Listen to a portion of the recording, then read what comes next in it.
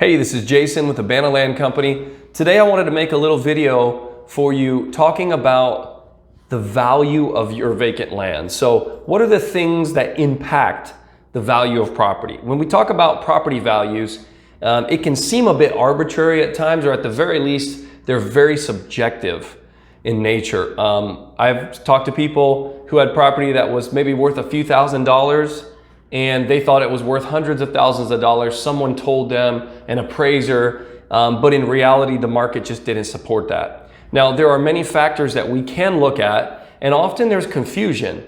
So I wanted to share a little bit of knowledge, just having bought hundreds of parcels of vacant land, having walked hundreds of parcels of land, hundreds and thousands of acres, having evaluated properties, and even sold many properties in different markets in the US, just to talk about things I've learned from experience. So today, first, let's talk about some examples of things that add value. All right, location. You've heard in real estate, location, location, location. It's the number one thing that adds value. Now that's true of a house, that's true of a commercial property. It's also true of vacant land. Location is very important, particularly location and access. Right, so there are beautiful properties all over the United States that are essentially landlocked, meaning you can only get to them through a helicopter. Now you might be able to try to get a neighbor to give you an easement, or buy an easement from someone, buy some access, but those properties are pretty much worthless. Now we do buy some landlocked properties in certain cases, but they're not very valuable. Beautiful properties, not very valuable, bad location, bad access. So on the opposite spectrum of that, adding value to your property is that it has good access and it's in a good location. An example is you have a lot of paved road frontage. A good paved road that's heavily traveled, if it's very heavily traveled, like a highway where there's a lot of noise, that could actually potentially be a detriment, because most people buy rural land because they want to be away from things. They want to have a house, a cabin, a hunting retreat that's a little quieter and away from things, but could potentially have some development potential. So look for paved road access, county maintained. Private roads always seem to be an issue. Okay, they don't actually add value to the property. They can be a detriment. County maintained, paved roads, at least 2 lanes, the type that have a stripe down the middle, those usually are a plus. Location, meaning it's within short driving distance to some sort of civilization, a good sized town. Even if it's in a short driving distance to a Walmart, 15, 20, 30 minutes away to a Walmart at a max is usually a plus in your values. Once you get a little further away, obviously your value is going to go down. Another huge factor that adds value to a parcel of rural vacant land is utilities, particularly power.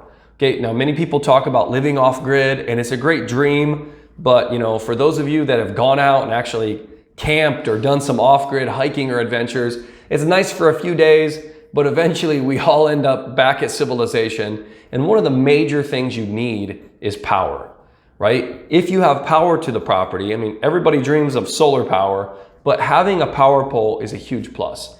Now, some people might say, well, there's a high line nearby, but can you actually get a power pole dropped in? So you need to see low tension, not high tension wires.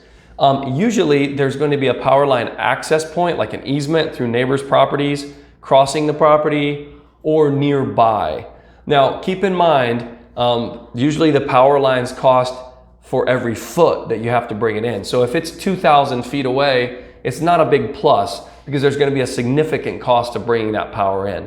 If it's within 50 feet and it's just a matter of putting a pole in, it's a little bit better because there is power right there at the street. If there's actually a power pole and a meter already dropped onto the property, that is actually something that adds value. Usually the value point is not huge, but it does add a couple $1,000s in value to your property. Another big one and a value add is water. Now, when I speak of water, I mean all types of water. So if there is naturally occurring groundwater, for instance, live water is usually a plus when selling vacant land. I'm not talking about a dry creek bed that gets a little seasonal rain through it. I'm talking about a spring that's flowing all year. I have bought properties with springs on them. It's beautiful to go out and find springs. You could potentially even drink that water if you had the right system and catchment system. People like live water on a property and water features. However, I also am talking about drinking water. So if there's a well on the property, now I don't mean a well from the 1800s that's been all sealed up and is probably useless. I'm talking about a drilled well, a casement type well that is in a good functioning order, meaning it's probably been put in the last 20 years and it's been used and maintained. That is actually a plus, because the cost to drill a well is typically about $10,000 to $20,000. It can be less in some places depending on the water table, but people see that as a need and a big investment piece. So if there's a well on the property, it does add some value on the sales. Even though it does cost about 10 to 20, its value add is usually only about half that, oddly enough, because it's used. But it is a big plus, water. Another thing, maybe you say, I don't need a well because there's city or county water, and there's actually county water right there at the property line. That is also a plus. However, not just a main line, but that it actually has a meter or a feed coming into the property, because there can be quite an expense in adding that too. So if water is there ready to hook up on the property, it's definitely a plus. Another thing that matters is a septic or sewage system. If it's in place, it does add value, but the age is a huge deal. So if there was an old mobile home or house on it and it had a septic tank, 30 years ago, 40 years ago, and it's in unknown condition, it's probably not going to add a lot of value to your property. But if you just put it in to build a new house and you never did finish the project and you have the paperwork and it's been maintained, then it definitely adds value to your property. Final thing that is a guaranteed value add is the terrain. We call this in the land business topography, which basically is just the layout of the terrain, how it lays out. It really matters. There are properties that have a lot of acreage, they're in a good location, but they're on the side of a mountain. So once a property gets over about a 30% grade, it's considered unbuildable. Without very special structures. I know in California and Los Angeles there are cliffside houses, but the general public cannot afford the architectural and engineering feats needed to build those. So another thing is, can you walk the property easily? Can you access and get around it? If the property is in a huge ravine, it's going to be a downside to the resale value of the property. So in property, we're not saying it has to be flat as a pancake, but it needs to have gradual terrain and some areas that are developable. Okay, those are definitely a plus when it comes to valuing your property. All right, things that may or may not. So let's talk about the things where sometimes people think, oh, this is a big plus, and it's not necessarily. So structures may or may not add value to your property. What do I mean by structures? I'll give you an example that does not typically add value to your property, and that's an old house, an old barn, an old shed on the property. This happens all the time. We've gotten quite a few properties like this, and often say, oh yeah, it's definitely a huge plus. It can actually be a liability to the person buying the property. You've got to get insurance liability to cover that. Usually when there's an old house, it's something that attracts vandals, graffiti artists, drug addicts. They love to find old houses to goof off and mess around with, so it actually is a liability. Oftentimes, once the structure is over about 30 years old, or if it hasn't been maintained for the last 10 to 15 years, then obviously structures go downhill really quick. The roofs start to rot, things start to become dangerous, and sometimes even condemned, and they're just not salvageable. Once a structure is over about 20 to 30 years old, it usually is not a benefit to the property value.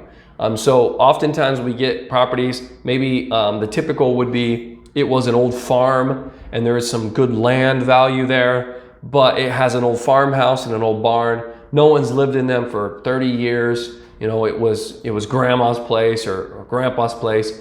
And usually a house like that, it goes into decay if it's not maintained for about the last 10 years.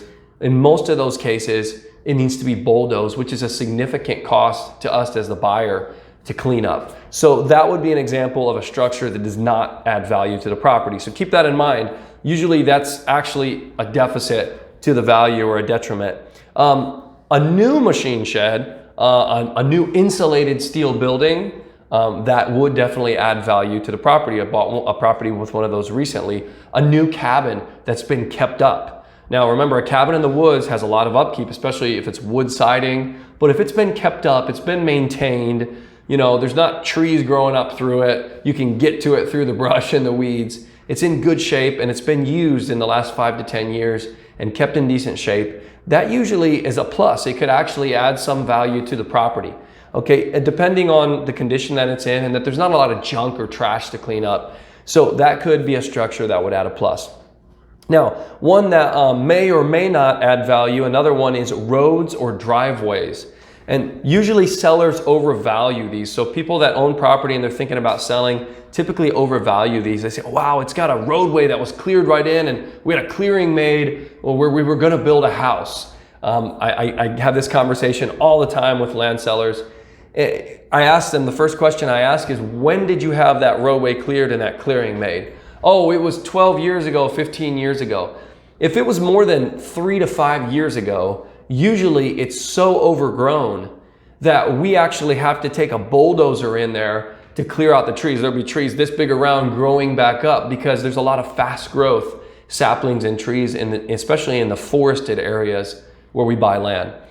So people don't consider that and keep that in mind. But if you had that cleared and it was more than a few years ago and it hasn't been mowed every year and maintained, it'll be grown up in such a way that it's the same cost. Sometimes it's less expensive to just have a new area cleared or drive or roadway cleared.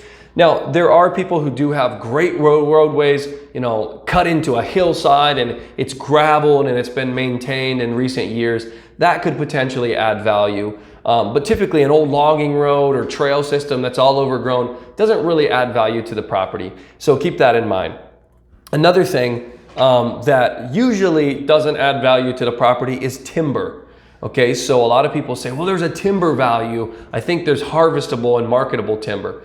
Banna Land Company, we actually do not harvest timber. We are into the conservation side of buying land. But a lot of people will say there is an actual timber value. Now, timber is a market. I'm not against those who do reasonable harvesting, sustainable harvesting of timber. And they'll say, there's hardwoods, there's red oak, there's white oak. Unless the property has a huge grove of black veneer walnut, which is very hard to find. Those are very valuable trees. Generally speaking, your hardwoods and your timber is not worth what you think it's worth. Okay, if it actually has the timber value and you really want to get that in your sale, you need to have a cruise in hand. A timber cruise is when a timber specialist actually walks the property, measures the trees, and creates a marketing packet that shows the actual market value. Now, generally speaking, we think that we have timber value because we saw some big trees out there, but we're not timber specialists. Oftentimes, land sellers we talk to aren't either. And so we've just heard that from someone and it's kind of a point we think adds value, but usually it doesn't add the value that we do think. Okay, the final thing here is the path of growth and county tax appraisers value. So goes back to location. A lot of people say, well, it's in an area that's growing. Now, if it's in the path of growth, as I mentioned in the pros, a location is a huge pro when you're right on the outside of a city that's growing. When you're right next to a highway where there's, gas stations and grocery stores and such, that is in the path of growth. You're literally, there's houses in a row and then your property. That's in the path of growth. That does add value to the property. If it's in one of those areas that's far enough out of town or out of the city where people usually were speculative about the growth, but it didn't happen, it's probably not in the path of growth. And usually we buy properties that are in rural areas where people kind of hoped things would develop and they just never really took off. And then when I talk about the town and county tax appraisers, this is the final item that could or could not, but usually does not add value to the property. Most people will say, well, the county tax appraiser says my property is worth $100,000. Well, of course, because they want to charge you taxes on what they think it's worth. If I had a dime for every person that thought their property was worth what the county said it was worth, I'd be a multimillionaire. The idea here is this: it's very, very, very odd how county tax appraisal offices actually appraise property value. There's no system that they use. Literally from one county to another, it'll be completely different. And I usually see one of two things happening. Either the county appraised value is very low, especially in agricultural areas. Oftentimes the property is worth, a decent amount of money and the property value is like $1,000. It's like very, very low. That often will happen. Or the opposite side of the spectrum happens in other counties where the property is not worth that much and they have it valued very high. So basically, when we evaluate land, and I would suggest you do the same if you're looking to sell a piece of land, completely ignore what the county says. It really has no bearing on the value of land. The final thing here is your land is worth, as in all real estate and in all sales, your land is worth what someone is actually willing to pay you for in cash. So better a bird in hand than two in the bush is the saying. The idea is, if you really want to sell your property, consider people with real and solid cash offers that are bringing them to the table. Often people will promise you the world, or others will say it's worth such and such, but then by the time it's negotiated, commissions are charged, you don't end up really getting what you thought you would. This is very typical with land sales. And so that's why Banna Land Company, we actually make no frills cash offers. When we talk to you, we're going to evaluate the land ourselves. We are experts in our field, and we're going to tell you what we can pay you, straight cash offer that's net to you, where we cover all the closing costs. There's no commissions or middlemen or anything like that in a quick close. So if you have a piece of property that you're interested in selling, reach out to us, go to bannalandco.com, and we'd love to make a cash offer for you.